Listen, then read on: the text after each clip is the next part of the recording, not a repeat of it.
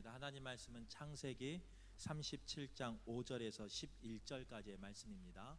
요셉이 꿈을 꾸고 자기 형들에게 말하매 그들이 그를 더욱 미워하였더라.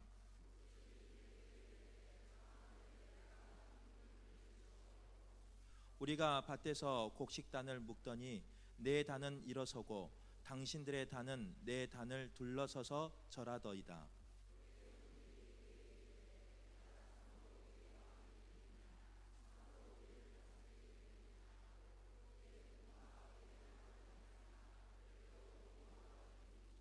요셉이 다시 꿈을 꾸고 그의 형들에게 말하여 이르되 내가 또 꿈을 꾼즉 해와 달과 11별이 내게 절하더이다 하니라.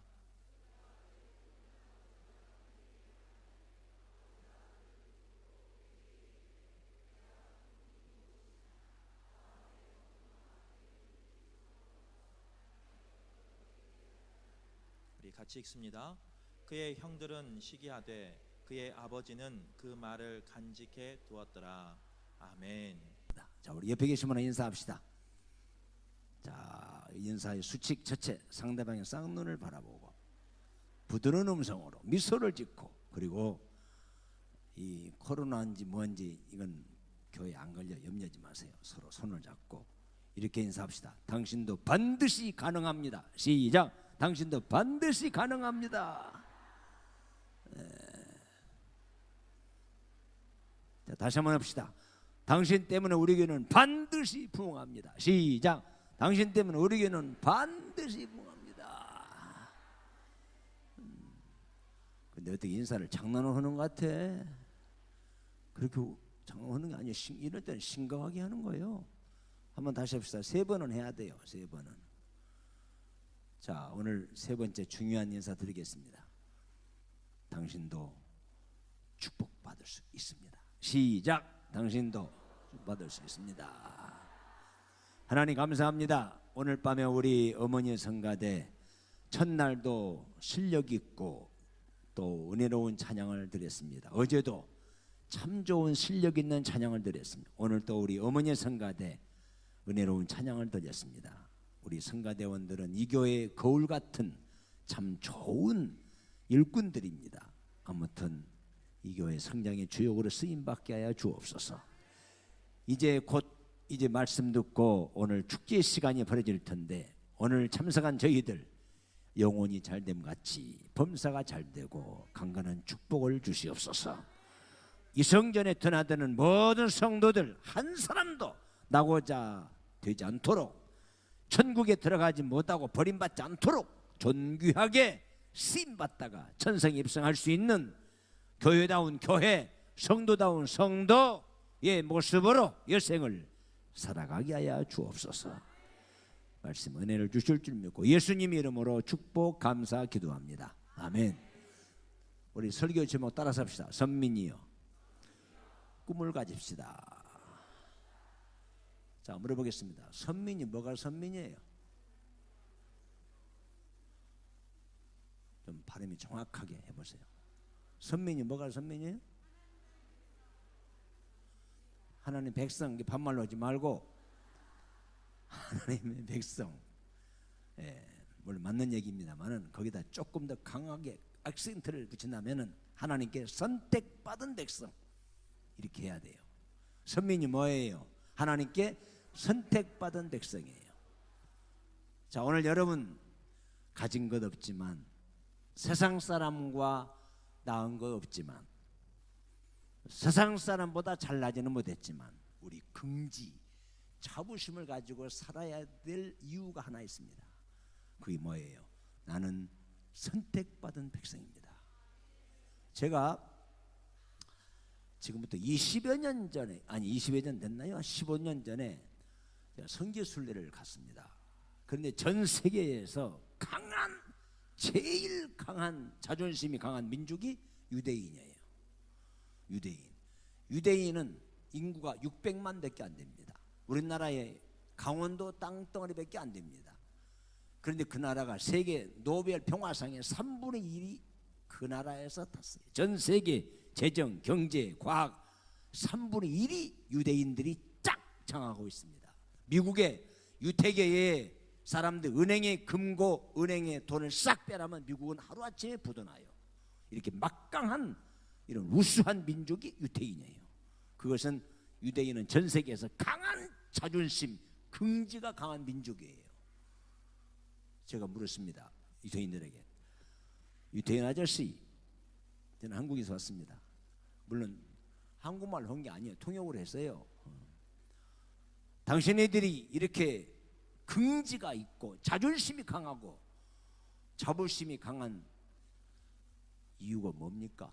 땅덩어리도 강원도 땅덩어리밖에 안 되고 인구도 600만밖에 안 되고 이유가 뭡니까? 딱 하나 이게 우리는 아브라함의 자손입니다. 바로 그거예요. 우리는 아브라함의 자손입니다. 그 한마디에 유대인들은 배가 고파도 배고프다 소리 안 해요. 돈이 없어도 돈 없습니다 안 해요. 아파도 아프다 소리 안 합니다. 이 정도 강해. 자존심, 긍지가 대단합니다. 그것은 선민이라는 거예요. 우리 청년들 많이 왔는데 여러분 공부를 잘하는지 못하는지 그 공부에 운명이 걸린 게 아니에요.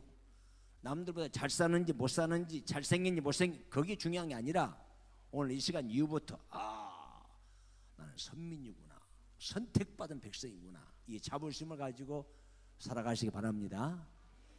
우리 어른도 그래요. 어른도 같은 직장에서 같은 동네에서 남이 모르는 자존심, 긍지, 나는 선택받은 백성이다.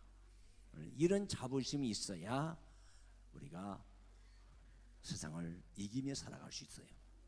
저는 우리 친구 중에 하나는 전라북도의 최고 돈 많은 부자가 있어요. 혹시 들어봤습니다? 들어봤습니까? 호남 고속버스, 호남 고속, 신진 택시, 이게 전부 우리 김택수 제 동창 겁니다. 호남 고속버스가 이거 엄청나요. 택시 뭐 신문사 있지, 땅 엄청나가 있지. 이게 저거 국민하고 동창입니다. 김택수. 이 사람이 저도 그랬더라. 목사 나 부러운 거 없어. 그래요. 그 이유는 기관장들이요 다 자기한테 굽실굽실하는데 왜? 돈이 많으니까. 그래야 돈도 많이 내고 하니까 그렇게 잘한대요. 부러울 게 없어. 내가 누구 부러워해? 신문사 있지, 부자지, 돈 많지. 딱 한마디. 그런데 원목사 앞에서는 원목사가 더 부러워 그러더라고요. 내가 뭐라고 줄 아십니까? 너는 사람 볼 줄 안다 그랬습니다. 여러분, 저는 목사라고는 하나 때문에 저는 그렇다고 해서 제가 뭐 돈 있고 무슨 저는 집 있지만은 그 집이 서울 마곡동에 한 채 있는 그것도 교회에서 사줬는데 아직도 반절밖에 돈 안 줬어요. 지금 반절은 지금 교회에서 빚내서 지금 있는 그대로 있는 거예요. 이거 전 재산이에요. 저는 아무것도 없어요. 그러나 내가 비굴하지 않습니다. 왜? 선택받은 백성이면서 목사예요. 들보요? 들보? 그래, 여러분들도 선민의 의식을 가지고 살아가시기 바랍니다. 자, 지구상에는 두 종류의 상대성 존재 인물이 있어요. 이방인, 선민. 자, 오늘 여러분이 이방인이라고 생각하시면 아멘 하세요? 뭐 아멘이야 더합니다. 이게 문제란 말이에요. 몸은 와 있는데 생각은 남편한테 있는 것 같아요. 이놈의 새끼 왔나 안 왔나, 이놈의 새끼가 이게 학교에서 왔나 이놈은 안 왔나, 아멘 그러는 것 같아. 취소하세요. 우리는 선민이에요. 우리 다시 한번 인사합시다. 당신은 선민입니다. 시작. 당신은 선민입니다. 이렇게 할 때는요 눈앞에다가 막 눈깔 찌르지 말고 눈앞에 당신은 선민입니다 해봐요. 시작. 당신은 선민입니다. 얼마나 멋있어요. 그렇죠? 선민이에요. 우리는요 이 정도 긍지가 있어야 돼요. 자, 선민은 선민다워야 되는 거야. 선민이 선민다워야 된다는 말은 뭐 공부를 잘해야 된다든지 돈을 많이 벌어야 된다든지 얼굴이 잘생겨야 된다든지 높은 자리에 올라야 된다는지 아닙니다. 선민이 선민다워야 된다는 말은 선민은 하루하루 꿈을 가슴에 품고 살아가야 되는 거예요. 왜 그렇습니까? 성경에 뭐라고 했어요? 꿈이 없는 백성은 방자한다. 방자한단 말은 무슨 말이에요? 꿈이 없는 민족은 망할 짓만 한다 그 말이에요. 꿈이 없는 사람은 망할 짓만 골라서 해. 그냥 꿈이 없는 사람은 망하는 거야. 그러니까 오늘 여러분들은요, 꿈을 가슴에 품고 살아가야 되는 거예요. 지금 대한민국을 위태롭게 하는 두 가지 요인이 있습니다. 대한민국을 위태롭게 하는 두 가지 위기가 닥쳐왔어요. 지금 이대로 가다가는 대한민국 없어져 버릴 수 있어요. 뭐냐고요? 첫째, 대한민국의 위기를 가져오는 두 가지 요소. 하나는 저출산입니다. 저출산. 요즘 심각해요. 대한민국에 결혼도 안 하지요. 결혼해도 애를 안 낳지요. 이거 심각합니다. 심각해. 전주만 가봤더니요, 음식점에 전부 베트남, 월남, 필리핀, 중국, 한국 사람들은 별로 없어. 심각해. 심각합니다.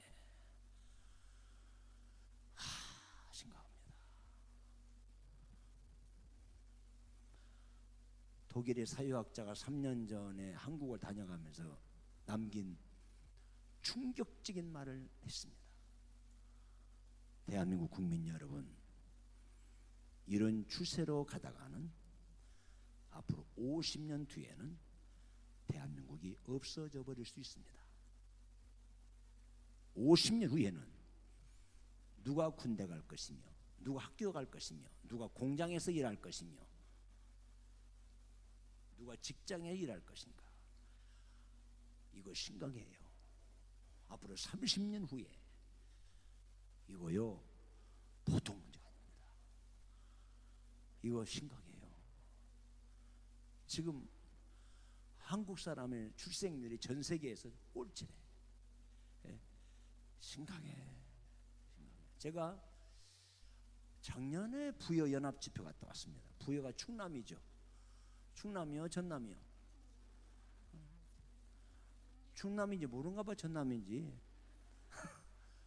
부여, 충남군 부여군이에요. 저를 운전해주는 장로님이 저더러 이런 얘기 했더니 끝나고, 목사님 큰일 났어요. 왜요? 부여군에 작년에 한 해에 출생률이 220명이 출생했대. 근데 죽은 사람은 840명이 죽었대.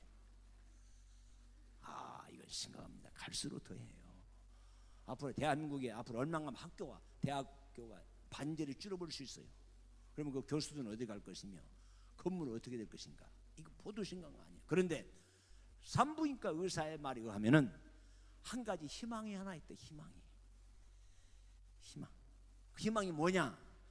대한민국을 사랑하는 대한민국 국민이라면 희망이 하나 있는데, 그 희망이 뭐냐? 여자들이 45세가 안 된 여자들은 마음만 먹으면 얼마든지 애를 낳을 수 있답니다. 뭔 말인지 못 알아들어 있는데 지금. 그러니까 오늘 이 설교를 듣고 45세가 안 된 여자들은 오늘 저녁부터 애를 낳을 준비해야 돼. 몇 살이요? 집사님은? 지금 45세 안 됐지? 그래? 그러면 안 돼. 이거는 45세가 안 된 사람들은요, 마음만 먹으면 얼마든 애를 낳을 수 있다는 거예요. 열가나의 아내 분인 나는 10아들보다 그 말을 보면 아들을 10명이 낳았다는 거예요.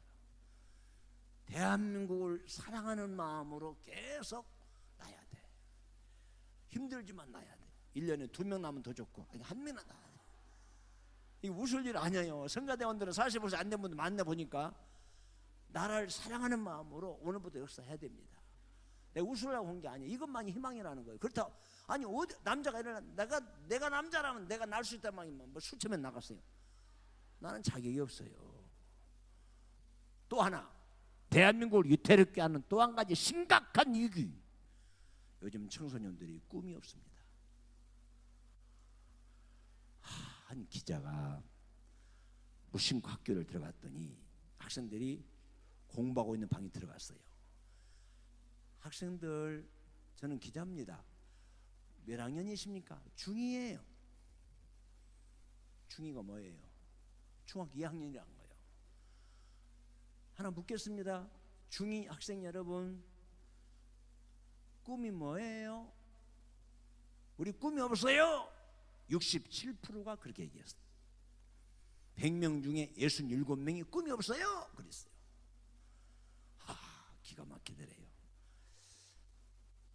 학생 꿈이 없어요. 학교 왜 왔는데? 집에 있으면 뭐 해요? 엄마가 가라고 해서 왔죠? 학생 꿈이 없나요? 꿈이 없어요. 왜 학교 왔어요? 학생들 학교 와서 친구 만나러 왔죠. 학생은 꿈이 없나? 꿈이 없어요. 왜 학교 왔나? 집에서 뭐 합니까? 심심하고 그냥 할 일 없으니까 왔지요. 학생은 엄마가 가라고 해서 왔지요. 학생은 학교 가니까 축구도 하고 배구도 하고 운동하니까 좋대요.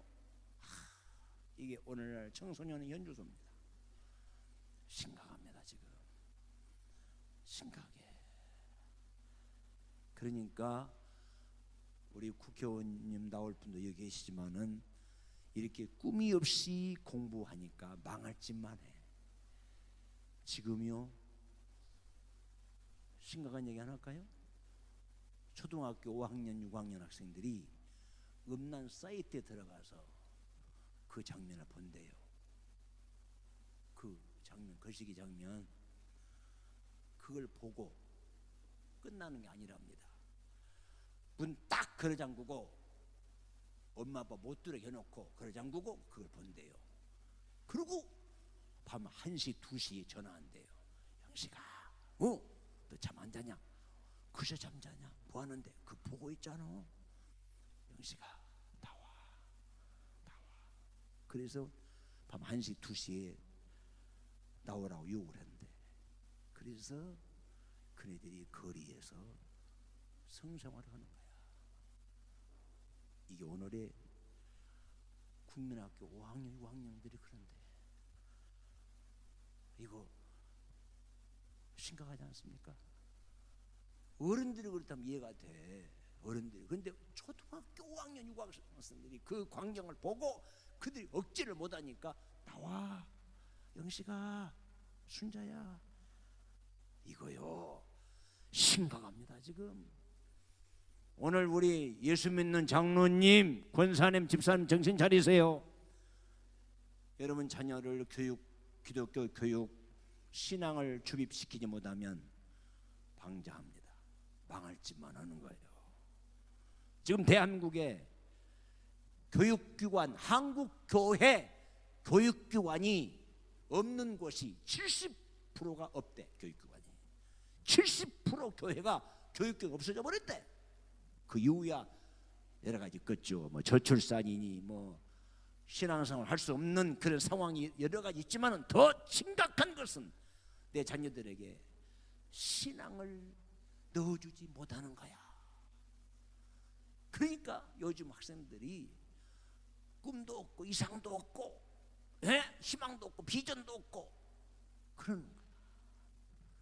오늘 꿈을 가지고 살아가시길 바랍니다. 꿈이 있어야 돼요. 미국에 한 청년이 아주 효자인 청년이 있습니다. 어머니를 잘 모십니다. 그 어머니가 갑작스럽게 병이 들었어요. 근데 어머니가 죽어갑니다. 시름시름 죽어가요. 근데 곧 죽을 것 같아요. 그런데 동네 어른들이 그러더래. 청년, 어머니가 상당히 유독하다며 유독해요. 큰일 났어요. 저기 어디에 몇십 리 떨어진 곳에 아주 용한 의사 선생님이 계셔.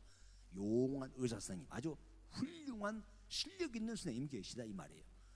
그분 모시고 치료를 받으면, 그분 모시고 검진 받으면 괜찮을 거야. 그 이 청년이 마차를 타고 마차를 타고 오랜 시간 동안 마차를 타고 선생님을 모시고 집에 오신 거야. 왜? 어머님을 살려보려고. 그런데 의사 선생님이 딱 집에 도착하자마자 어머니는 이미 숨을 쳤습니다.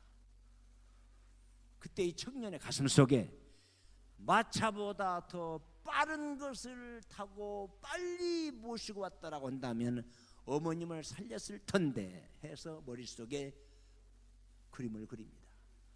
마차보다 빠른 것을 타고 왔다면 보니까 기름으로 설을 가지고 달릴 수 있는 기계를 만들어야지. 그래서 이 청년의 마음속에 그때부터 머릿속에 자동차를 만들려는 가슴에 꿈을 품기 시작합니다. 그래서 앉아도 자동차, 밥을 먹어도 자동차, 잠을 자도 자동차, 자동차, 자동차, 자동차, 자동차. 그래서 그 청년의 가슴 속에 꿈을 가슴에 품고 자동차를 만들려는 가슴을 품고 열심히 살아가다가 자기 창고에서 땅땅땅땅땅땅땅 이 광양 제철에서만 온 것이 아니라 그 집에서 설을 때리는 거야. 땅 녹이고 때리고 땅땅. 지나가는 어르신들이 청년 뭐한가? 예, 자동차 만들 거예요. 뭐 자동차? 열쇠나 먹어라 이 자식아. 우리 전라도 말로 웃기지 마. 네가 과학자냐 이 등신아. 조롱하고 비웃었습니다. 마침내 10년 넘게 연구한 끝에 그 청년의 품었던 가슴속에 품었던 꿈대로 그 청년이 최초로 자동차를 만들어냈어요. 그 청년 이름이 헨리 포드라는 사람이에요. 내가 가슴에 무엇을 품었느냐? 기성용님처럼 나는 세계적인 축구 선수가 돼야지. 그런 꿈을 품으니까 세계적인 선수가 된 거 아니야? 그냥 되는 게 아니야. 그냥. 예. 오늘 여러분 이런 꿈을 가슴에 품으니까 자동차가 만들어지기까지 열심히 하다 보니까 만들어낸 거야. 그런데 꿈이 없는 사람은 만날 망할 짓만 해. 그러니까 망한 거야.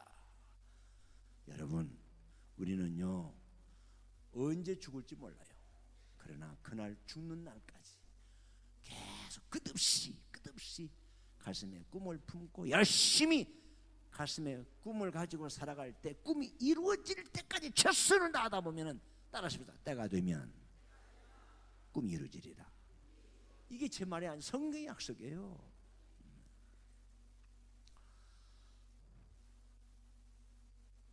저는 꿈이 있었습니다. 꿈을 가슴에 품고 살아갑니다.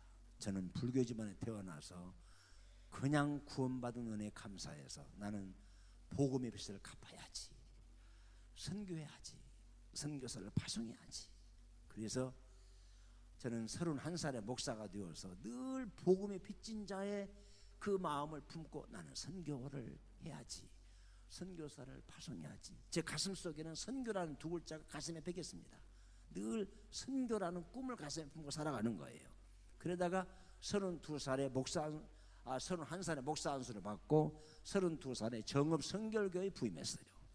그때 32살에 정읍 성결교회가 출석교인이 250명 했어요. 32살에 열심히 죽기 살기를 했습니다. 4년 했더니 교인이 450명 작년 출석을 했어요. 예산이 늘었어요. 그때 장로님들 앉혀놓고, 장로님들 나는 꿈이 있습니다. 나는 이 복음의 빚을 갚아야 되기 때문에 이 빚을 갚으려는 심정이 뜨겁게 했습니다. 우리 선교사 파송합시다. 선교합시다. 목사님, 전주에 수천 명 모인 교회도 선교도 선자도 모르고 선교사 파송하지 않는데 이 정읍 이 조그만 도시에 이 400명 모인 교회에서 무슨 선교사 파송합니까? 아, 그래요. 제가 두 가지 방법이 있어요. 첫째, 끝까지 이기고 선교사를 파송할 수 있고, 아니면 새 장로님들을 당신들은 그러면 나하고 안 맞으면 나가요. 끝까지 싸워서 내보내든지, 아니면 내가 나가야지. 그래서 2주간 기도하고 열심히 기도하다가 딱 사표 내버렸습니다. 왜? 내 꿈을 이루려고. 그래서 전주의 바울교회로 선교사 파송하고 선교하는 교회를 만들어 보려고 36살 때 450 모인 교회를 싹 사표내버리고 지금 제가 심우했던 교회 바울교회로 온 거야. 첫 번 25명 학생들 다 합쳐서 모였을 때 제가 피를 토하는 설교했습니다. 여러분, 우리 교회는 선교사 파송합니다. 우리 교회는 선교하는 교회를 만들 겁니다. 이게 내 꿈입니다. 그러면 사람들이 아멘도 하고 그래야 되는데 아멘하는 사람이 없어. 노면 그러는 것 같아. 왜? 아니 이제 새파란 목사가 교회 몇 명 오지도 않았는데 막 선교사 파송합니다. 선교하는 겁니다. 그러니 큰 소리만 쳤지. 나무 이 건물 빌려서 한 데서 누구도 믿지 않았습니다. 누구도 제 말에 신뢰하지 않았습니다. 오해하지 마세요. 만 5년 후에 이 개척교회에서 남의 교회 빌려서 예배 드릴 때 사우디아라비아의 김정은 선교사, 그 다음에 네팔 백종년 선교사, 그 다음에 필리핀, 중국, 아시아 이렇게 해서 제가 33년 동안 96가정을 파송을 했습니다. 그리고 해외에 수많은 교회를 세웠고 필리핀에 대학을 세웠고 필리핀에 제일 큰 기도원을 세웠고 또 네팔에 고아원을 세웠고 미국에만 우리 교회 지교회가 2개가 있습니다. 미국에만. 내가 이걸 자랑하려는 게 아니라 저같이 공부도 못하고 나 같은 실력도 없던 촌토끼가 발맞춘 촌떼기에서 태어난 목사도 꿈을 가슴에 품으니까 꿈대로 이루어지더라 이겁니다. 오늘 여러분, 우리 학생들, 젊은이들 공부 못하는 게 부끄러울 게 없어요. 집이 가난한 게 창피한 게 아니에요. 어머니가 무식하고 가정이 가난한 것이 부끄러운 게 아니에요. 우리는 꿈을 가슴에 품고 열심히 살아가다 보면은 꿈이 이루어진 그날이 올 줄을 믿습니다. 오늘 꿈을 가슴에 품으세요. 오늘 본문의 사건은 뭡니까? 야곱의 12아들 중에 11번째 아들 요셉이 형님들 나 꿈을 꾸었네요. 아니 들에서 곡식단을 묶는데 내 단은 벌떡 일어서 있고 형님들 단이 일어나서 내게 꾸벅꾸벅 절하더이다. 형님들 또 꿈을 꿨습니다. 해와 달과 별이 11별이 내게 절하더이다. 이 꿈을 선포하고 난 이후에 이 꿈을 고백한 이후에 요셉은 파란만장한 고난의 길을 걷습니다. 이 길은 고난의 길, 이 길은 십자가의 길, 나는 가리라 주의 길을 가리라. 고난의 길, 십자가의 길, 가시밭길, 처참한 파란만장한 아픔의 길을 걸어요. 형들이 시기하고 질투하고 구덩이에 파서 죽여버리려고 그러고 죄 없는 요셉이 세상에 노예로 팔려가고 세상에 보디발의 주인을 겁탈했다고 누명을 쓰고서 감옥에 집어넣어버리고 와, 파란만장한 고난의 길을 걷습니다. 그런데 요셉은 꿈을 가슴에 품고 무수한 고난, 시련, 아픔, 시기, 중상을 당하면서도 요셉은 위대한 결단 3가지를 갖습니다. 꿈이 이루어지기까지 3가지 결단을 가지고 살아가요. 3가지 결심을 가지고 살아갑니다. 첫째, 창세기 39장 10절에 보니까 요셉이 보디발의 집에 노예로 팔려갔는데 보디발이 출근한 이후에 보디발의 부인께서 요셉아, 예, 어서 내 방에 들어오니라. 나 혼자 있다. 나랑 같이 잠자자. 요셉아, 그렇게 욕을 했습니다. 39장 7, 8, 9절 보게 되면 그렇게 나왔어요. 요셉아, 나랑 동침하자 그랬어요.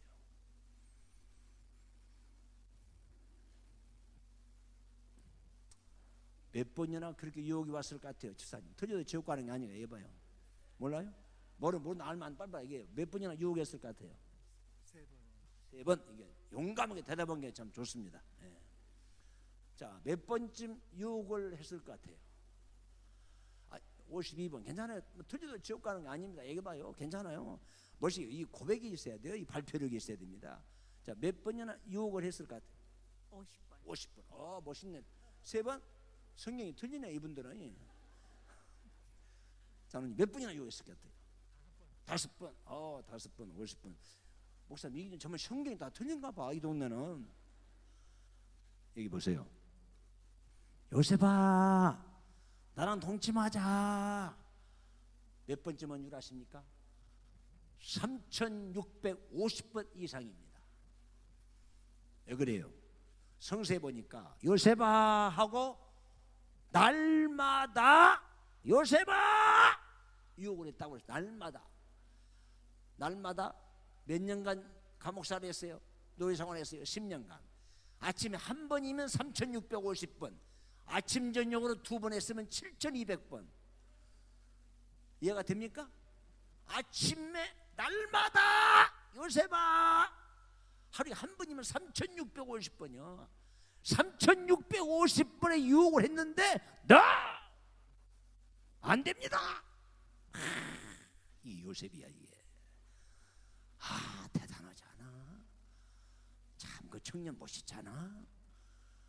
왜 그랬을까? 나는 하나님 앞에서 어찌 득주합니까? 나는 하나님을 기쁘게 하면서 살겠습니다. 이거 요셉이야. 여러분, 꿈을 꿨다고 다 이루어지는 겁니까? 목표를 세웠다고 다 이루어지는 거예요?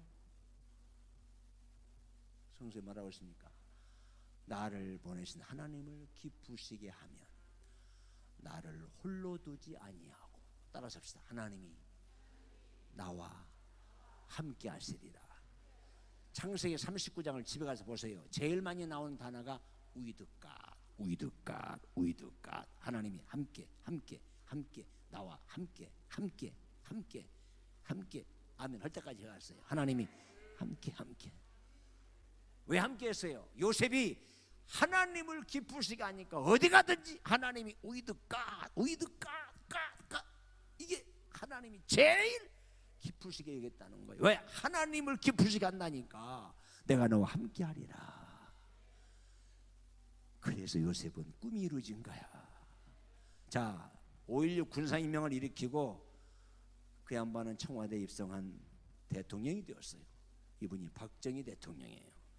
박정희 대통령이 청와대에서 어느 날 영빈관에서 이렇게 지그시 눈을 감고 있다 보니까 자기가 잘나서 대통령이 된 것이 아니고 자기 같이 육군 소위 계급장을 단 동료 투스타 사단장들이 박장군 해봐, 당신 할 수 있어, 해봐, 밀어줄게, 해봐. 이래서 동료들이 협력하고 밀어주어서 군사혁명을 일으켜가지고 그분 대통령이 된 거예요. 자, 그런데 박정희 대통령이 어느 날 전군에 있는 투스타 동료 사단장들을 영빈관에 초청했답니다. 그래서 수십 명 되는 동료들을 앉혀놓고 박정희 대통령이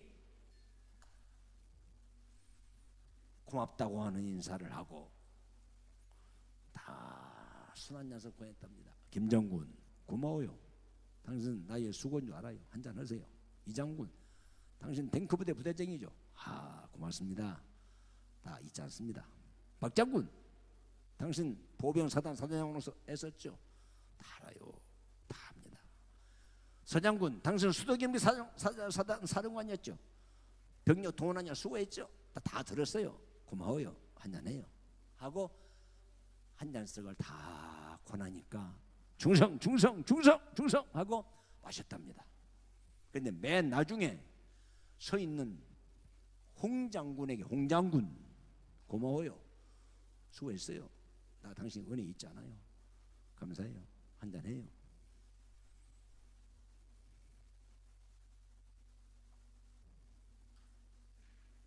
각하 저에게 콜라를 주십시오. 저는 술을 할 수 없습니다. 이 사람아 대통령이 준 술을 거절해. 이 사람아 한잔해. 각하 죄송합니다. 저는 술을 할 수가 없습니다.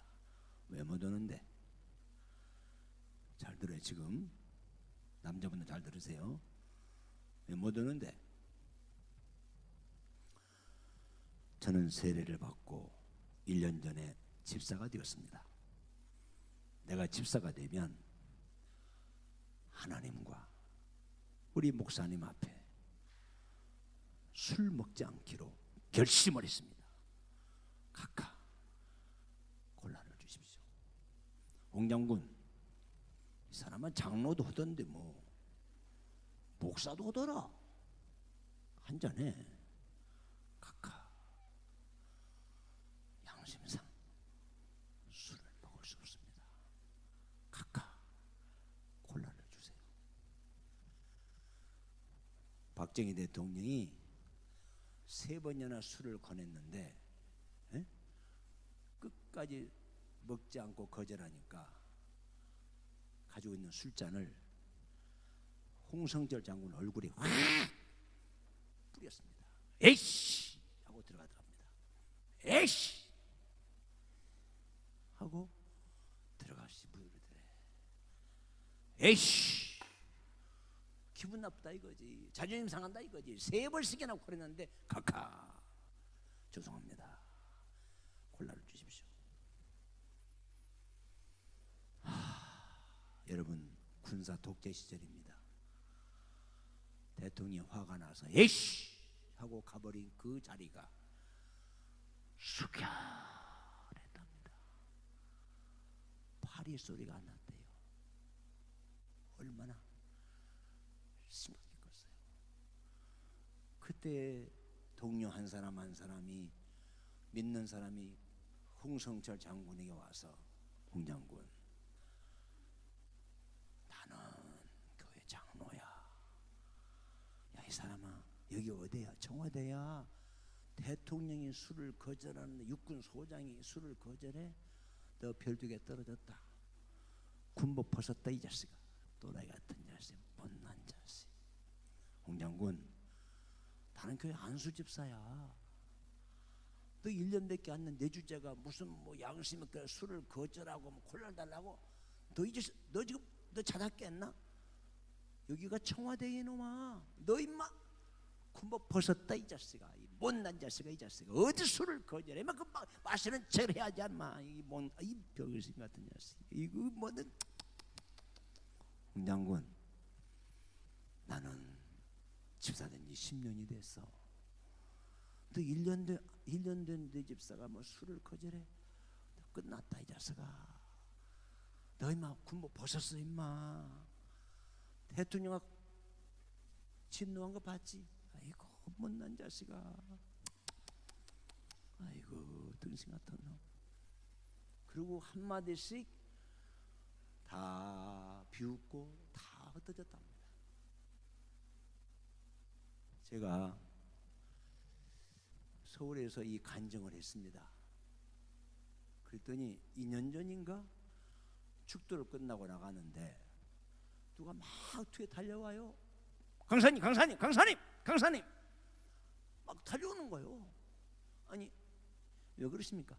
강사님, 그때 홍성철 장군이 청와대에서 대통령이 술을 거절한 그 사건이 그때 내가 청와대에 근무했습니다. 사실 그랬습니다. 사실이 있어 그대로 했다는 거예요. 그런데 홍성철 장군이 다 눈을 뜨보니까 아무도 없더래. 갑자기 두 눈에서 막 발구또가 눈물이 막 쏟아지면서 하나님 억울합니다. 내가 군법을 범했습니까? 성폭행을 했습니까? 내가 불법을 저질렀습니까? 이제 나는 내일부로 계급장이 떨어졌습니다. 나는 육군 소장의 계급이 떨어졌습니다. 나는 군복을 벗었습니다. 억울합니다 하고 엉엉 울면서 사단 부대까지 갔다는 거예요. 아닌 게 아니라 그 다음날 새벽에 전화가 왔습니다. 홍성철 장군, 청와대 빠져 들어오세요. 왜 불렀을까? 전역 신고하라고. 전역이 뭐예요? 전역이 군대 안 갔다 와서 말을 할 줄 알아야지. 이제 나는 군생활, 나는 이제 제대하겠습니다. 신고하는 거예요. 대통령 앞에 저녁 신고하라고 부른 거예요. 어제보다 아침 새벽부터 청와대를 향해서 저녁 신고하러 가니까 이제 올 것이 왔구나. 하나님, 나는 이제 군복 벗었습니다. 별 2개 떨어졌습니다. 억울합니다 하나님. 이럴 수 있어요 하나님. 억울합니다. 차라리 거짓말하고 청와대에 오라고 할 때 출장 갔나 오지 말 것을 내가 청와대에 대통령이 불러서 왔더니 술 한잔 거절한 바람 나는 끝났네요. 억울합니다 하고 엉엉 울면서 영빈관 앞에까지 왔답니다. 영빈관 앞에 서 있는 홍성철 장군 정가를 보내서 각하, 지금 홍성철 장군이 왔습니다. 박정희 대통령이 영빈관에서 홍 장군이 왔다 소리 듣고 홍 장군 어서 와요. 홍 장군 들어오자마자 목을 끼안고 홍 장군, 나도 군생활 수십 년 했지만은 당신처럼 장군으로서 신앙의 절개를 지킨 장군 처음 봤네. 홍 장군 내일부로 1계급 득진. 그래가지고 그 다음날 별 하나를 더 달았다는 거야. 박수 칠라면 치고 말아야지. 이건 나를 친 거 아니에요. 홍성철 장군을 위해서 친 거예요. 홍성철 장군이 제대하고 이렇게 간증했습니다. 성도 여러분, 육군 소장 시절 일입니다. 박정희 대통령이 대통령 된 이후에 동료 투서 사단장들을 초청해놓고 다 술 한 잔씩 권했습니다. 맨 나중에 대통령이 술 한 잔을 권하기 위해서 가까이 오는데 간이 두근반 세근반 했습니다. 왜? 마실까 말까 끝내 하나님을 기쁘게 해야지 하고 술을 마시지 않았더니 그 다음 하나님이 대통령을 감동시켜서 그 다음 날 별 하나를 더 달았습니다. 이게 홍성철 장군의 간증이야. 이게 뭐예요? 하나님을 기쁘시게 했더니 별이 떨어진 줄 알았는데 하나가 더 붙었어요. 여러분 지금 힘드시죠? 어렵죠? 성적이 안 올라갑니까? 염려할 거 없어요.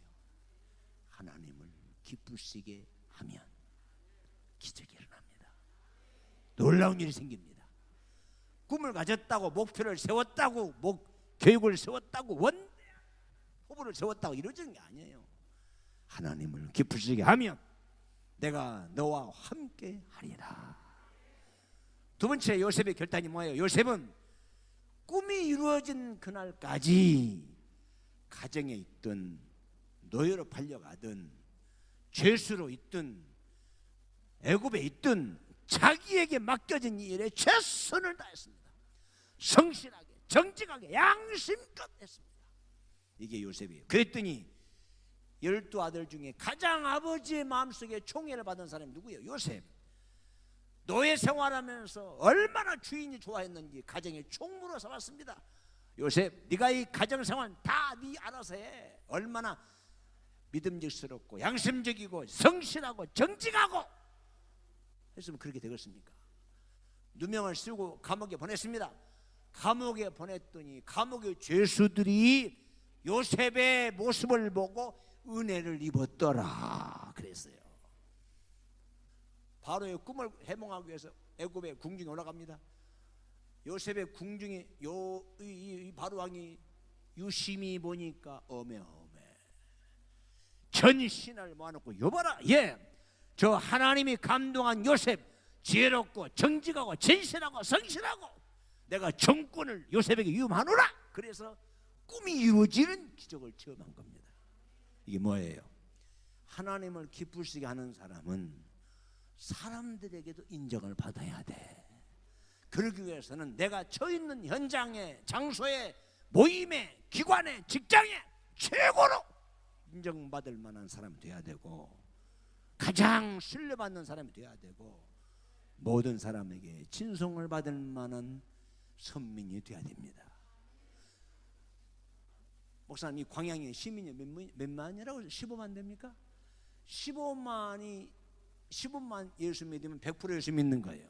근데 광양이 성시화가 되는 유일한 비결이 하나 있습니다. 뭔 줄 아세요? 예수 믿는 여러분들이 포스코, 광양, 제철뿐만 아니라 동사무소, 경찰서, 시청, 은행 있는 곳마다 가장 성실하고 믿음직스럽고 양심적이고 정직하고 그렇게 보여봐. 한 사람 때문에 직장이 다 교인이 되는 거야. 그 동네가 달라져 버린 거예요. 한 사람 때문에. 그런데 꿈이 있다 해놓고 교회 나간다 해놓고 그냥 거짓말 쓸쓸하고 남 사기나 치고 껴나버리고 회천 시계도 안 좋으면 시계는 만날 봤었고 그러니까 예수님에 대한 감동이 없는 거야. 이거 회개해야 됩니다, 여러분. 오늘 지그 양심의 눈을 감고 한번 생각해 보세요. 나는 우리 동네에서 가장 인정을 받는가? 나는 우리 가정에서 우리 아버지 어머니가 예수 믿는다고 가장 나를 칭찬하고 있는가? 우리 직장에서 가장 믿을 수 있고 신뢰받을 수 있고 존경받을 수 있는 사람이 나인가? 여러분, 예수 믿어도 그렇게 건성건성 믿으면 안 돼. 에? 군인과 군인이 아닌 사람은 달라야 돼. 에? 짐승과 사람은 달라야 돼. 선민과 이방인은 달라야 돼. 왜? 선민이기 때문에. 왜? 꿈이 있기 때문에. 비록 배고프고 성적이 떨어져도 월급이 적어도 인기가 없어도 우리는 정직하고 진실하고 양심적으로 예수 믿는 정치가는 달라야 돼요. 똑같이 거짓말하고 사기치고 공갈하고 협박하고 말이죠. 말쟁이들 안 됩니다. 우리는 달라야 돼. 달라야 됩니다. 사람들은요 건성건성 보는 것 같지만 그러네. 저분은 성실해. 저분은 믿을 수 있어. 저분은 진실해. 저 사람 양심적이요. 누가 그 말 들어야 돼요? 광양 금욕교회 장로님, 권사님, 집사님, 성도들이 그 말을 들어야 돼. 그러면 이 지역은 복음화가 됩니다. 우리 광양교회는 1년 안에 배로 부흥될 수 있어요. 5년 안에 10,000명이 먹을 수 있어요. 여러분, 우리 꿈을 가슴에 품고 사는 사람은 남들 밥 먹을 때 죽 먹을지라도 꿈을 가슴에 품고 사는 사람은 남들 갈비를 뜯으며 살면서도 나는 채소를 먹을지라도 남들 한 달에 1,000,000원 이상 받으면서도 나는 100만원 받을지라도 정직해야 돼. 진실해야 돼. 그래야 쓰임을 받는 거고 인정을 받는 거야. 그냥 인정받는 게 아니야. 홍성철 장군 얼마나 멋있습니까? 나는 하나님을 기쁘게 하기 위해서 술 먹을 수 없습니다. 그 정도 돼야지. 그래야 때가 되면 꿈이 이루어지는 겁니다. 우리 청년들 비관하지 마세요. 학생들 공부가 제 일이 아니야. 아이고 목사님 공부를 못했으니까 그러죠. 물론 못했어요 나도. 그렇지만 공부 못한 게 수치가 아닙니다. 어쩌겠어요. 부모를 잘못 만났는데. 우리 아버지가 공부를 못했는데 어쩌겠어. 우리 아버지가 공부를 못했는데 내가 공부 잘했다? 이건 이상한 사람이야. 이건 뒷조사 해봐야 돼. 이 자식이 내 자식인가 아닌가. 그렇잖아요. 아버지가 축구를 잘하니까 그 아들 축구를 잘하는 건 정상이야. 그러죠? 부끄러울 게 없어. 탓하지 마. 위대한 역사 인물은 거의 시골 출신들이야. 거의 좀 모질한 사람들이야. 똑똑하고 완전한 사람들은 거의 출세 못합니다. 그 뭐예요? 우리는 양심적이고 정직하고 진실하고. 이게 요셉이야. 왜? 꿈이 있기 때문에. 끝으로 꿈을 가진 요셉은요, 먼저가 있습니까? 형들이 죽이려고 그러죠.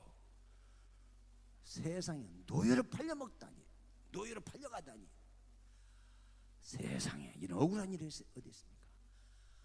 그것도 모자라서 열심히 했더니 보디발의 여자 아내가 자기를 겁탈했대.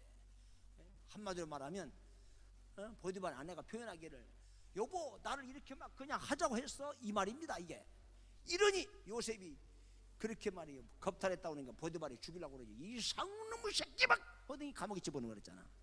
내가 이거 표현하기 쉽게 해서 얘기한 겁니다. 겁탈했다 이거. 그 말은 자기를 덮쳤다 이 말은 자기하고 막 죄질라고 했다 이거요. 이런 억울한 일이 어디 있습니까? 그런데 요셉은 그런 억울한 누명을 씌우고 감옥에 집어넣어 버린 거예요. 요즘 같으면 변호사 사가지고 그냥 재판하지. 아니요. 아시지요 나의 주님, 아시지요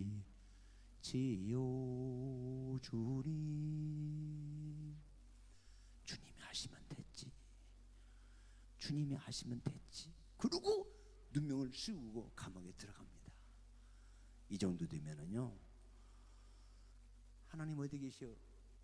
원망하고 불평하고 좌절하고 탄식하고 인생을 포기해버립니다. 그래서 요즘에 툭 하면 자살해. 왜 자살합니까? 오죽하면 자살했냐고, 오죽하면 자살을 갔냐고 그래. 여러분 자살하지 마세요. 왜 아멘도 안 해? 왜? 자살하면 지옥 갑니다. 나는요, 천국과 지옥, 영의 세계를 다녀온 분들의 수기를 보니까 공통점이 있습니다. 한국 사람이나 외국 사람이나 영의 세계를 다녀온 사람 공통점이 뭐냐? 자기가 살았을 때 자살했다고 하는 목사, 장로, 권사, 집사들은 전부 지옥에 가장 고통받는 곳에 있더라 이거예요. 자살하면 안 돼요. 자, 옆에 사람끼리 인사합시다. 죽어도 자살하지 맙시다. 시작. 자살하지 마. 정말입니다. 이거 웃는 얘기 아니야. 자살하지 마라. 포기하지 않았어요. 절대 포기하지 않았습니다. 왜? 하나님 아시니까. 왜? 꿈이 있으니까. 왜? 그날이 있으니까. 그날이 뭐예요? 꿈이 이루어지는 날, 정상에 서는 날, 그날이 있으니까 끝까지. 자, 이 얘기하고 이제 안수하겠습니다. 잘 들으세요. 누가 어떤 분이 그래요. 왜 강사님 그렇게 방정맞게 왔다 갔다 하냐는 거예요. 한국에 가만 서서지. 이거요, 몰라서 그래. 제가 이렇게 왔다 갔다 함으로 인해서 첫째, 제가 운동을 합니다. 운동이 되잖아, 왔다 갔다 하니까 이게. 에? 사람은 서 있는 것이 가장 좋대. 이 기차 안에 버스 타거나 전차 타면 앉지 마세요. 서 있는 것이 훨씬 좋대. 서 있는 것보다 훨씬 좋은 것은 걷는 거예요. 이게. 응? 그래서 걷는 거 이렇게 나 운동하려고. 두 번째, 여러분들이 한 군데만 이렇게 서 있으면은요, 여러분 눈이 아파. 계속. 그러나 왔다 갔다 여러분 눈 운동이 되는 눈 운동이. 그리고 졸음이 안 와요. 왜? 계속 왔다 갔다 하니까. 그리고 주입식 교육이 되는 거야. 내가 이거 몰라서 그런 게 아니야. 나도요 공부했어. 이러다 방정 떠는 게 아니야. 자, 오늘 이 얘기하고 그냥 끝나겠습니다. 전 세계 유명한 기자 한 사람이 전 세계의 정외과 학생들에게 설문조사했습니다. 정외과가 뭐예요? 젊은 청년들. 정치 외교학과, 정치하기 위해서 지망하는 학과, 정외과. 정치 지망생들입니다. 전 세계 정치하려고 지망하는 정외과 학생들에게 연대, 서울대, 고대, 이대, 한국 사람 아니라 일본, 미국, 아프리카, 아시아 전 세계 정외과 학생들에게 학생은 정외과 학생이죠. 예, 그렇습니다. 당신은 정외과 학생으로서 정치 지망생으로서 어느 정치 지도자를 제일 존경합니까? 어느 정치 지도자를 제일 본보고 싶습니까? 어느 정치 지도자를 멘토 삼고 싶습니까? 이 질문이요. 전 세계 정치 지망생들이 주는 설문조사에 2명이 나왔어요. 한 사람은 에이브람 링컨, 또 한 사람은 영국의 처칠 수상. 처칠 링컨 처칠입니다. 자, 보세요. 여기 봐요. 링컨과 처칠이 전 종교학 학생들이 가장 존경하고 싶고 본받고 싶고 멘토 삼고 싶은 인물. 링컨 처칠 링컨. 보세요. 링컨과 처칠은 둘 다 공통점이 있습니다. 첫째, 링컨 처칠 독실한 기독교인입니다. 독실한 기독교인. 두 번째, 링컨 처칠은 민족주의자입니다. 세 번째, 링컨 처칠은 역사 이래 가장 기도를 많이 하는 기도하는 지도자입니다. 링컨이 대통령이 되었을 때 제일 먼저 뭘 했느냐? 백악관에다가 기도실을 만들어 놨습니다. 그리고 나라가 어려움을 당한다든지 위기가 왔다든지 소수면 전쟁이 터졌으면은 목사님을 먼저 부른답니다. 김수철 목사님, 저 링컨입니다. 2020년 3월 1일 오후 2시에 저와 함께 미팅 좀 할 수 있겠습니까? 오케이, 좋습니다. 가겠습니다. 그래서 2020년 3월 1일 오후 2시에 링컨 대통령은 집무하다가 말고 현관 나가 계신데, 왜? 김수철 목사님을 올 때 기다릴 때까지. 아, 목사님, 저 링컨입니다. 어서 오십시오 하고 목사님을 모시고 기도실로 들어가신대. 기도실로 들어가면 제일 먼저 링컨이 무릎을 꿇는답니다. 목사님, 저 먼저 안수해 주세요. 그리고 안수를 받는데, 그 다음에 목사님, 지금 남부쪽 플로리다에서 전쟁이, 소수민족끼리 전쟁이 일어나가지고 그냥 피 흘리는 싸움을 하고 있습니다. 목사님, 오늘 밤에 하루만 나랑 같이 철야기도 해주시겠습니까? 또 어느 때는 나랑 같이 하루만 금식하면서 기도해 주시겠습니까? 아니, 대통령이 철야기도 같이 하자는데 나는 안 옵니다. 당신은 하십시오. 어느 목사님 그러겠습니까? 예, 각각 같이 하시죠. 그렇게 해서 국정을 이끌어갔답니다. 이게 에이브람 링컨이에요. 이분이 미국을, 세계를 제패한 가장 강한 민족으로 만들었어요. 또 처칠은 이렇게 예배를 드리고 있다가도 비서관이 각각 큰일 났습니다 하고 비보를 가지고 온대. 이 슬픈 소식 가지고 온대. 뭡니까? 보니까 대상 앞바다에서 영국 바이킹족들과 이웃나라의 바이킹족들이 막 싸움이 생겼습니다. 막 난투기 벌어졌습니다. 각각 지금 영국 바이킹족들이 막 수십 명씩 죽어갑니다. 빨리 나오세요. 수상이 해결해야 되면 빨리 나오세요. 처칠 수상은 그 비보를 받아들고 목사님이 설교를 마치고 축도를 마칠 때까지, 교인들이 다 빠져나갈 때까지 의자에 앉아있던 그 자리에서 무릎을 꿇고 다시 바닥에 무릎을 꿇고 의자를 붙들고 기도한답니다. 2시간, 3시간, 4시간 간절하게, 하나님, 지금 대생 앞바다에서 우리 바이킹 쪽들과 싸움이 생겼습니다. 저는 못합니다. 해결해 주세요. 이렇게 기도로 풀어간 사람이 처칠 수상이야. 이런 기도로 국정을 다스렸던 처칠이 바이킹 쪽 영국을 세계 최대의 신사의 나라로 만들었습니다. 젠틀 컨트리로 만든 사람이 링컨이야. 처칠이야. 멋있는 사람 아니에요? 자, 그런데 처칠 수상 사무실에 한 신사가 방문했답니다. 카카 계십니까? 누구십니까? 예, 저는 카카께서 졸업한 모교 교장이 오시다. 어쩐 일이십니까? 카카, 모교의 강단에 오셔서 강연 한번 해주세요. 사정을 했답니다. 처칠 수상이 오케이, 2020년 3월 1일 오후 2시 가겠습니다. 예, 감사합니다. 2020년 3월 1일 오후 2시 강단에 올라갑니다. 자기가 졸업한 모교 강단에 올라갑니다.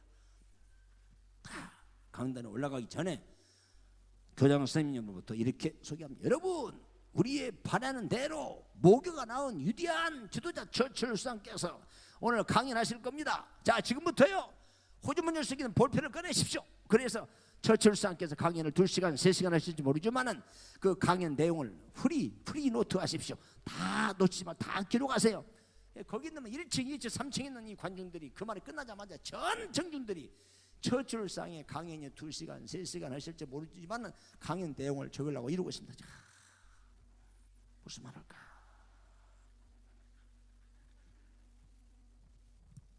그런데 처칠 스님께서 연단에 나오시더니 청중을 한번 휙 살피면서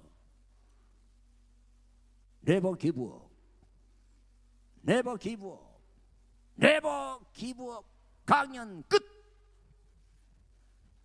하고 나가시더라 이거예요. 이것이 유명한 처칠 수상 회고록의 모교 네버 기브업 강의입니다. 이거 유명한 강의야 이게. 네버 기브업 무슨 말이에요? 결코 포기하지 마라. 결코 포기하지 마라. 결코 포기하지 마라. 강연 끝. 유명한 강의. 그런데요, 그 강의를 듣고 영국에 나온 세계적인 학자, 정치가, 목사님들, 사업가들 엄청나게 나왔대요. 당신은 어떻게 세계적인 사업가가 되었습니까? 지금부터 30년 전에 모교 강단에 처칠 스님께서 결코 포기하지 마라. 그 강의를 듣고 나는 그날부터 포기를 모르고 사업했더니 나는 세계적인 사업가가 되었습니다. 그래요? 당신 어떻게 세계적인 정치가가 되었습니까? 지금부터 모교 강단에 31년 전에 처칠 스님께서 결코 포기하지 마라 하셨길래 그날 이후보다는 포기를 모르고 정치를 했습니다. 그랬더니 나는 세계적인 정치가가 되었습니다. 여러분, 위대한 작품은 시련이 지난 다음에 얻어지는 거예요. 꿈은 과정이 지난 다음에 정상에 서는 거야. 하루아침에 꿈 꿨다고 그냥 아무 거침없이 그냥 이루어졌습니까? 파란만장한 아픔, 서러움, 고통, 가시밭길, 고난의 길, 십자가의 길, 이런 고난의 길을 걸은 다음에 정상에 서는 거예요. 부활이 하루아침에 왔습니까? 그 처참한 십자가의 고통을 받고 난 이후에 부활의 기쁨이 온 겁니다. 오늘 우리 성도 여러분, 꿈을 가지시기 바랍니다. 꿈은 누구한테 이루어집니까? 하나님을 기쁘시게 하며, 하나님을 기쁘시게 하며, 그리고 내게 맡겨진 직분, 내게 맡겨진 사명, 정직하게, 진실하게, 양심껏 최선을 다하고 성실하게 일하고, 무슨 악조건이 와도, 무슨 모함이 오고, 조소가 오고, 파란만장한 아픔이 와도 끝내 포기하지 아니하리라. 이런 결심을 가지면 반드시 꿈이 이루어질 줄을 믿습니다. 머리 숙이세요. 눈을 감으세요. 다 머리 숙이세요. 눈을 감으세요. 두 손을 꿈을 가지고 사시고 나시면 불을 다 끄지 마시고, 너무 컴컴하니까 한두 개만 해놓으면 좋겠어요. 좋아요. 오케이, 좋습니다. 좋아요. 여러분, 두 손을 가슴에 얹으시고 오늘 이 설교 듣고, 하나님, 나 꿈을 갖고 살기 원합니다. 우리 자녀들 꿈을 가지고 살기 원합니다. 우리 자녀들 잠언 3장 13절에 17절 말씀대로 지혜, 장수, 부귀, 성공, 평강의 복을 받기를 원합니다. 오늘 그런 마음의 결단이 오신 분은 두 손을 가슴에 대시고 제가 먼저 기도합니다. 하나님, 오늘 이 종이 기도합니다. 오늘 두 손을 가슴에 댔습니다. 아무도 모릅니다. 두 손을 가슴에 댔다고 하는 것은 믿음이고 순종이고 결단입니다. 오늘 그럭저럭 바람 부는 대로 살지 말고 가슴에 꿈을 품고 꿈을 가슴에 가지고 열심히 성실하게 절망하지 않고 살아가다가 우리 모두 다 꿈이 이루어지는 축복을 주시옵소서. 꿈대로 될지어다. 소원대로 될지어다. 기도한 대로 될지어다. 이루어 주시옵소서.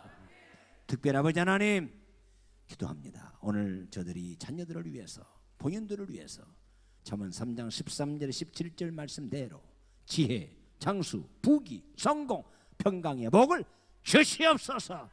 주시옵소서. 예수님의 이름으로 기도합니다. 아멘.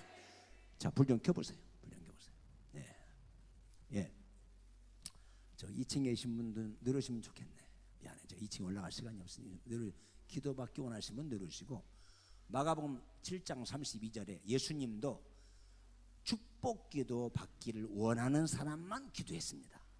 성서적이에요. 그냥 의무적으로 한 게 아니라 기도받기 원하는 사람에게 했어요. 자, 지금부터 잘 들으세요. 안수기도는, 잘 들으세요. 안수기도는 안수기도는, 자, 우리 청년 나와보세요. 이리 와보세요. 이리 와요. 네. 신발 신어요. 신발 거. 이거 그냥 서 있어. 그냥 순종이요. 마음대로 하지 말고. 안수라고 하는 것은 터치입니다. 터치. 이게 안수예요. 잘 들으세요. 안수. 이게 안수예요. 근데 어떤 사람은 안수기도 한다니까 막 누르는 줄 알아. 이것이 안수기도인 줄 알아. 목 부러져 죽어요. 죽어. 무식하게 그렇게 하는 거 아니야. 어떤 사람은 안수기도 하니까 막 넘치도록 흔들어서 해달래. 그래야지 막 주여 이러다가 머리 퉁 돌아가요. 이건 안수가 아니고 그냥 터치하는 거야. 이게 터치. 예.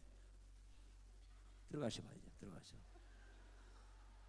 여러분, 기도원에서 안수 받다가 죽은 일도 많죠. 왜 그런 줄 아세요? 임신했는데 주여 아들 낳게 주시옵소서. 그러다가 죽었어요. 이 누르는 게 아니에요. 그냥 터치하는 거. 이렇게 터치 되는 거요. 나 오늘 여러분들 안수할 때 막 한 사람 가지고 막 그냥 10분 20분 하는 거 아닙니다. 그냥 터치하는 거예요. 다 그만 되는 거예요. 두 번째, 잘 들으세요. 안수는 목사님이 안수하지만 역사는 주님이 하시는 거예요. 그러니까 저는 심부름 할 거예요. 심부름 하는 거예요. 터치하면은 터치한 순간에 주님이 역사하는 거예요.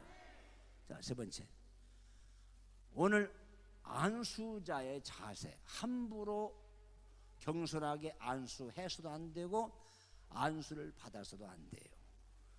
안수는 저 목사님은 나와 신앙이 일치하구나, 복음적인 목사님이구나, 그런 분 아니면 안수 받으면 안 됩니다. 그저 기도는 신령하다고 병 고친다고 막 능력이 있다고 그냥 대가리 내밀고 그냥 해주세요. 그게 안 되는 거예요. 이건 무식한 거예요. 함부로 하는 게 아니에요. 그리고 안수는 주여, 정말 주님이 나에게 응답해 주시기를 바라는 사모하는 마음을 가지고 받아야 돼. 왜? 사모하는 영을 만족하게 채워 주시리라 그랬어요. 건성은 남들 안수 받으니까 건성은 이건 아니야. 사모하는 마음으로. 그게 안수입니다. 자, 오늘 제가 여러분들 안수할 때에 저는 안수 받고 난 다음에 전체가 그렇게 하는 게 아닙니다. 전화가 와요. 목사님, 오늘 안수 받고 나오는데 이상한 이건 체험이 왔는데 이게 뭐예요? 뭡니까? 안수 받는데 머리가 전기 막 줄에 통하듯이 막 머리가 쫙 그러네요. 이것은 100% 지혜의 은사가 왔다는 증거입니다. 우리 은사 9가지 은사 있죠. 지혜의 은사가 왔다는 거. 근데 거의 이건 청년들, 때묻지 않는 청년들, 어린아이들에게 빨리 와요. 예, 거의 어린아들 자녀들은요 그냥 옵니다. 지혜의 은사 옵니다. 이것은 지혜의 은사가 왔다는 거예요. 그리고 안수 받는데 막 덩어리가 쫙쫙 하는 그런 전율이 와요. 이건 거의 능력의 은사가 왔다는 거예요. 능력의 은사. 그리고 가슴이 막 찡 하는 그것이 그런 체험이에요. 이것은 믿음의 은사가 왔다는 겁니다. 거의 그래요. 거의. 그리고 혹시 여러분들이 안수 받다가 막 손끝이 막 찌릿한 느낌이 와요. 이건 병 고치는 신유의 은사가 내게 왔다는 거예요. 그런 분들은 은사 받으면 활용을 해야 돼요. 그래서 언제나 목사님 허락받고 아픈 사람 기도해주고 그러는 거예요. 이해가 되십니까? 또 갑작스레 기도하는데 막 그냥 동생 기도하는데 이건 방언의 시초입니다. 방언이 처음이 왔다는 거예요. 방언이 처음부터 막 유쾌하게 오는 게 아니에요. 처음부터 아주 듣기가 거부. 그러다 막 내가 정신 나간 사람 아닌가 해가지고 그러면 안 됩니다. 나온 대로 하게 되면은 방언이 점점 발전하는 거예요. 자, 이해가 되시죠? 자, 오늘 이런 체험들이 있어요. 그리고 병이든 병을 고침받기 원하시는 분들은 그 아픈 부위에 손을 대십시오. 그리고 안수를 받으세요. 하나님, 나의 간암입니다. 하나님 치료해 주세요. 그러면 주님이 그 믿음대로 이루어집니다. 또 각가지 은사 받기를 원하고 각각 체험하기를 원하는데 전혀 맹성맹성 그래요. 아이고, 나는 하나님 안 사랑하는가 보네. 아니에요. 아닙니다. 어떤 사람은 칼을 주어야 싸움을 잘하는 사람도 있고, 어떤 사람은 총을 주어야 싸움을 잘하는 사람도 있고, 어떤 사람은 검을 주어야 싸움을 잘하는 사람도 있지만, 어떤 사람은 맨손으로도 싸울 수 있어요. 무슨 뜻인지 아시죠?